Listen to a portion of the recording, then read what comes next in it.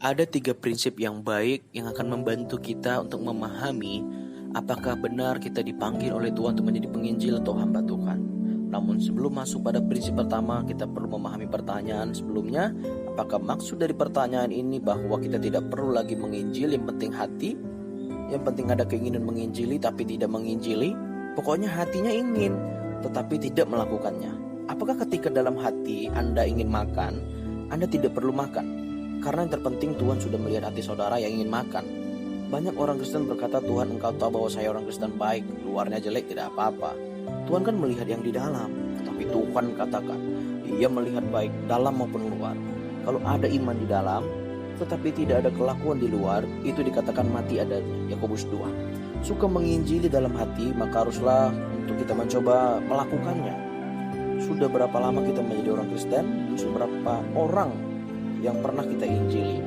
Kalau belum pernah melakukan dan hanya ingin saja tanpa melakukannya, maka Tuhan akan katakan gini, aku ingin mengajar engkau, ya.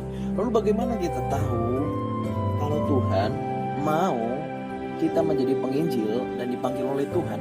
Ini merupakan hal yang serius. Ada tiga prinsip yang penting seseorang dapat tahu bahwa ia dipanggil oleh Tuhan atau tidak. Pertama, jikalau jelas berdasarkan firman Tuhan dan gerakan Roh Kudus dan mengetahui dengan tepat bahwa menjadi hamba Tuhan itu tidak mudah, resikonya berat, tugasnya serius dan harus pikul salib.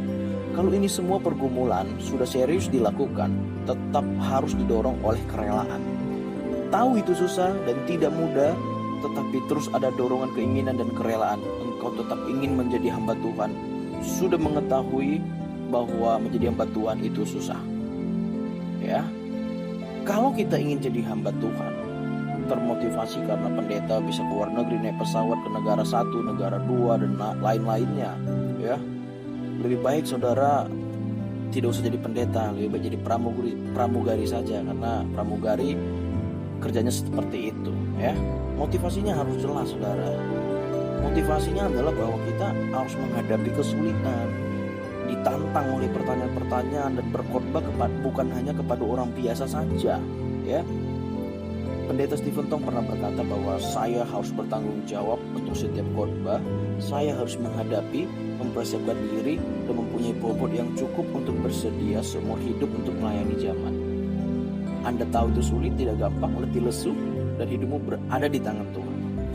Anda juga tahu ancaman dari setan, dan daripada apapun sering terjadi, tetapi tetap rela pergi memberitakan Injil, maka itu berarti panggilan Tuhan. Itu prinsip yang pertama. Prinsip yang kedua, saudara mungkin merasa sudah didorong dan tahu bahwa saudara ingin menjadi hamba Tuhan, namun mungkin berpikir lebih baik menjadi tenaga prawaktu atau part time saja. Karena kalau full timer itu menjadi pendeta, di mana seluruh hidup untuk mengabarkan Injil. Saudara tidak ingin demikian. Mungkin saudara ingin menjadi pedagang, lalu setiap Sabtu berkhotbah di persekutuan, Minggu menjadi majelis. Apakah perbuatan sedemikian itu benar? Jawaban saya adalah salah. Kalau Tuhan menginginkan saudara menjadi full timer, saudara tidak berhak menjadi part timer. Tetapi kalau Tuhan mau saudara part time, maka saudara tidak boleh memaksakan diri menjadi full timer. Mungkin memang gerakan Tuhan adalah full timer, tetapi saudara berpikir lebih enak menjadi part timer. Karena kalau jadi part timer bisa tetap cari uang dan bisa tetap khotbah juga. Tidak perlu mengantungkan uang dari gereja dan bahkan diterima baik oleh gereja atau orang Kristen.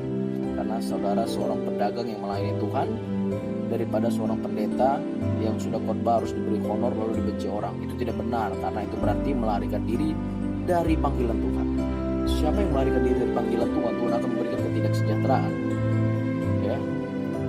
Ada waktu ketika itu pendeta Stephen Tong pernah berkhotbah bahwa dia melihat lebih daripada 150 orang di dalam 30 tahun dia melayani, itu orang maju ke depan menjadi hamba Tuhan.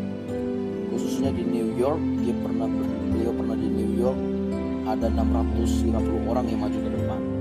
Dan beliau bilang banyak di antara mereka yang bergelar doktor.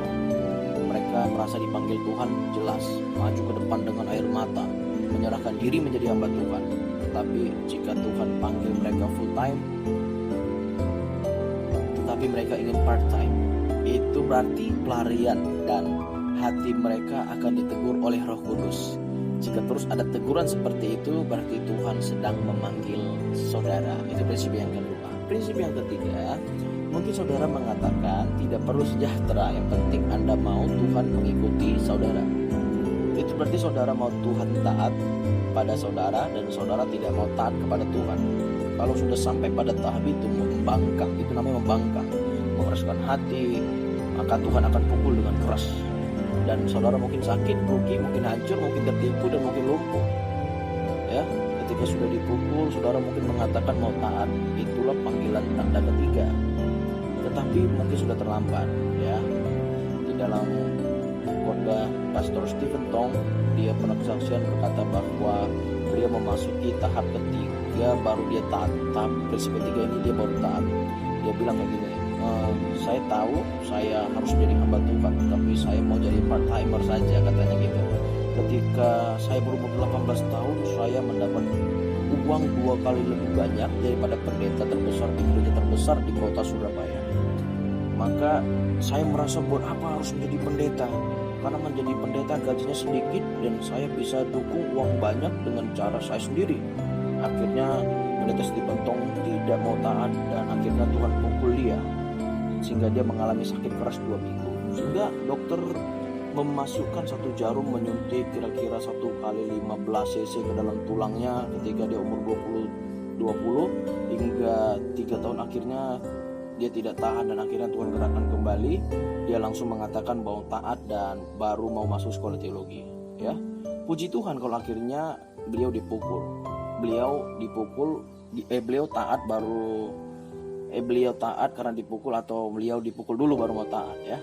Maka 3 prinsip menjadi seorang dipanggil Tuhan.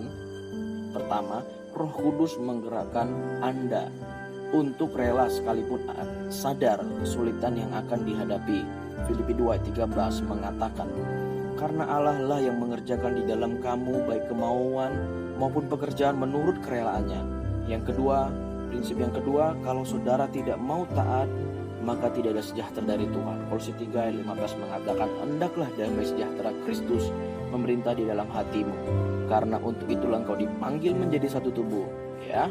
Yang ketiga, prinsip yang ketiga, jika tetap tidak taat akan dipukul oleh Tuhan. Ibrani 12:6 mengatakan, karena Tuhan menghajar orang yang dikasihinya dan Ia menyesah orang yang diakuinya sebagai anak.